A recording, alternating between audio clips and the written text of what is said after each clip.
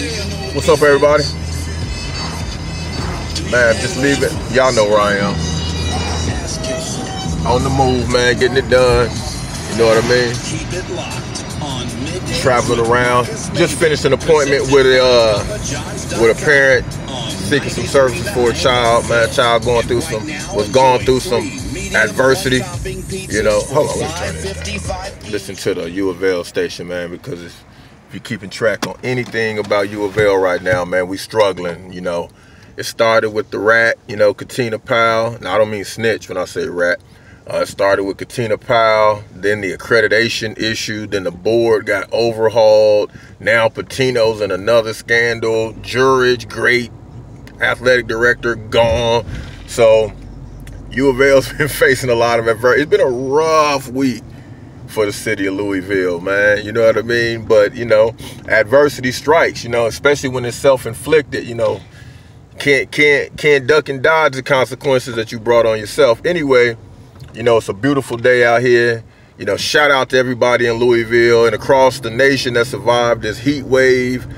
Prayers goes out to the people that still, you know, making it through the hurricane situation. That hurricane thing, you know, it's real dicey. It's real dicey because hurricanes are doing some unusual things, taking some unusual paths, like, whoo, weird influences on these hurricanes. But anyway, my whole point is, again, dealing with adversity, man, dealing with adversity. So, you know, I made a little video yesterday, and I said if you watch the next video, I'll give you the formula that I was talking about. You know,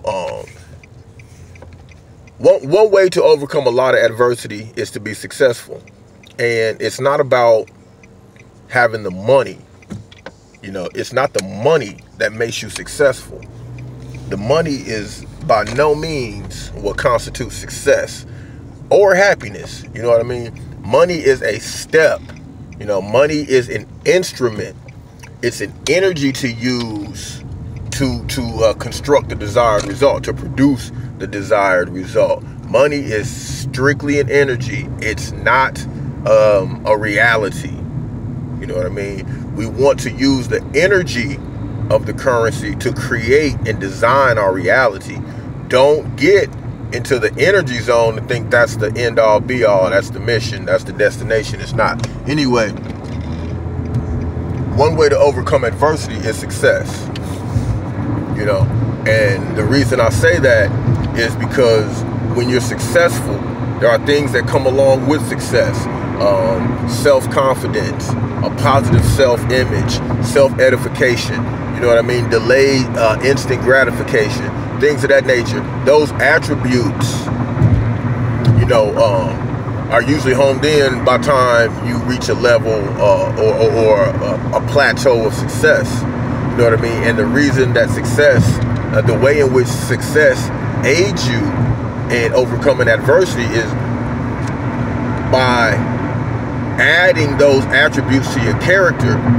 You can call on those attributes during other times of adversity. You know, the attributes that you called on and utilized to gain and maintain and sustain success are the same attributes that you can use to overcome adversity, because the only way to become successful is to overcome adversity. You know what I mean? Now, the formula, let's get back to that before I get sidetracked and start having such a beautiful day that I just start telling y'all how beautiful y'all are and forget all about what I'm trying to do. But you are beautiful though. Anyway, the formula. Now, being in the profession I'm in, I've heard this formula a million times, but it was given in such a mundane way that it really didn't have the same effect. And here we go. The formula that we were given in diagnosis, right, psychodiagnosing people, well, not even that, but just behavioral modification, is A plus B equals C. Action, right? The action and the behavior, well, I'm sorry, the antecedent, which means the beginning, the behavior equal the consequence. right? Mundane. Antecedent plus behavior equals consequence. Mundane. Now, same formula, way more impactful. You ready? Here we go. E plus R equals O. The event plus your reaction equals the outcome. See, outcome and consequence, those two words have very different effects and impacts on your psychology. When you hear consequence, not very many people think about positive consequences. So regardless of what the words in the equation stand for, antecedent, behavior, the end result equals consequence.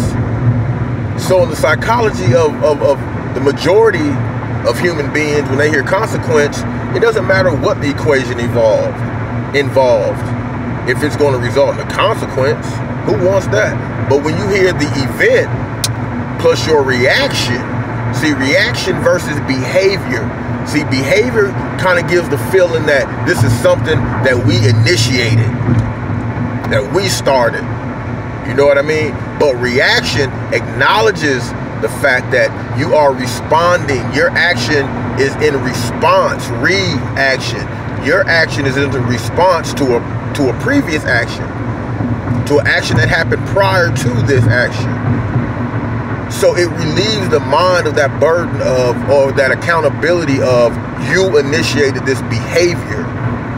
Rather, there was an event that you are responding to, which will equal the outcome. See, outcome has a very, very, very different effect than hearing consequence. Outcome could go either way.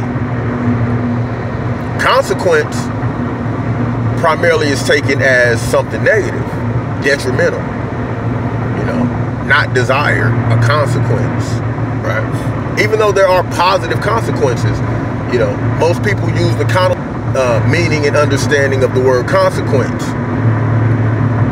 Now, outcome in combination with response gives the person that's working this equation the feeling of control, the feeling of significance, because your response is a significant variable, a significant factor in the equation. And again, the significance of it in context of a behavior. See, when you feel like your behavior is significant and you feel like you can't, or you haven't up to this point been able to identify what compels you to behave a certain way, but you know that that behavior is significant, now we're starting to enter into the realm of anxiety, guilt, possibly. Not saying it has to be, but possibly. But there's less of that possibility when you rephrase the equation and give the person, you grant them that, I want to use the word reprieve almost, by using the word response versus behavior, because you're acknowledging the fact that there was something that caused them to act in this way. They didn't necessarily initiate this, but there was an event, the E, that they're acting in response to. So that alleviates the negative accountability that could happen, that could just creep into the mind. So then you deal with the outcome.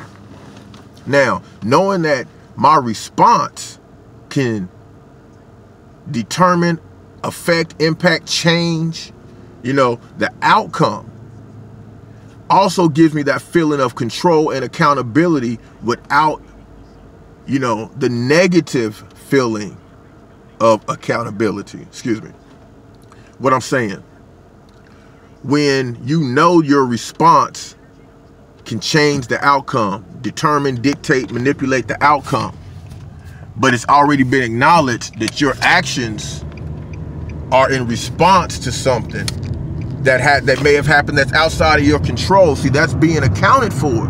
That's being given credit for. That's being acknowledged versus an antecedent. Something happened, who knows what happened, and then your behavior.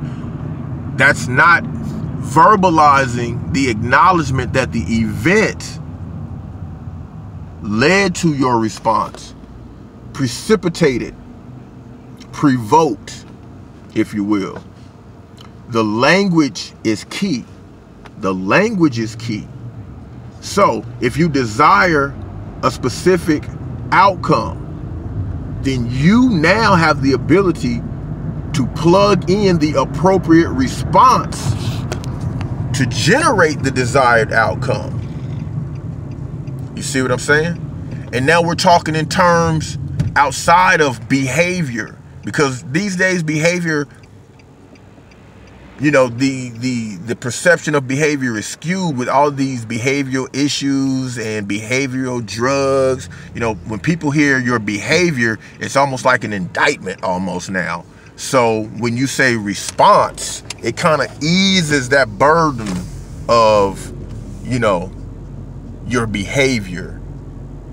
So anyway, the language, just something as simple as language, can help ease adversity. Offering someone solutions, stay solution focused. Offering people solutions in language that eases the mental, cognitive obligation, accountability, responsibility. Just with the way you verbalize your solutions could greatly impact the effectiveness of the solution offered, the advice, what have you.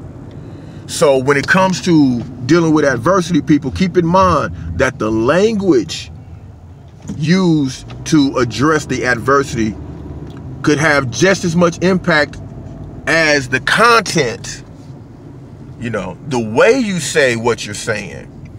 A lot of time, you know, a lot of people have heard it's not what you do, it's how you do it. But that applies in this case too. You know, he who circumscribes your language circumscribes your reality. Give you an example. Close your eyes. You can trust me. Close your eyes.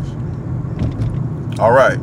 Tell me what happens in your mind when you're exposed to the following: dog, Ice Cube, car, vacation, home. I'd be willing to bet that for each word said, there was an image that appeared in your mind. Now, an image is worth 1,000 words. So I said about 5-6 words. So that's the equivalent in imagery of 5,000 to 6,000 words. So the language you use has a direct impact on the visualizations that occur in your mind. So choose your words wisely. We've all heard these things. You know what I mean?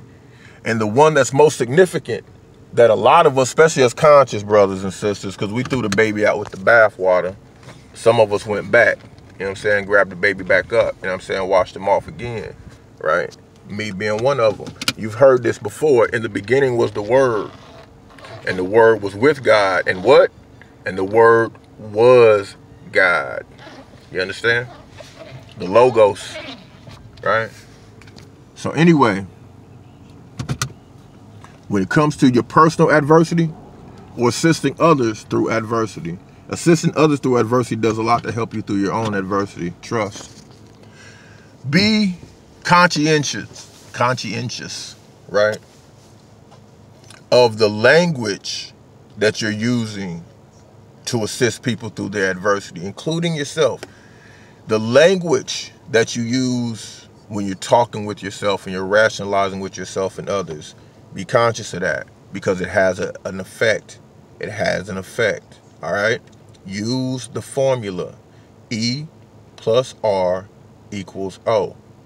The event could be outside of your control, but your response is completely in your control, thereby giving you partial, if not the majority control of the outcome, because you have the ability and the power to perceive the outcome in any way you choose. Okay? So just take that little advice, man. The 5 points. Love, truth, peace, freedom, and justice. All right? Live by those 5 tenets. Right? Love, truth, peace, freedom, and justice. It's your big brother Zoe, wishing y'all peace and love. I just want y'all to meditate on that sigil. Yes, I said sigil. Love, truth, peace, freedom, and justice. 5, 4, 3, 2, 1. Love, truth, peace, freedom, and justice. Use your time wisely, people. That's all you got.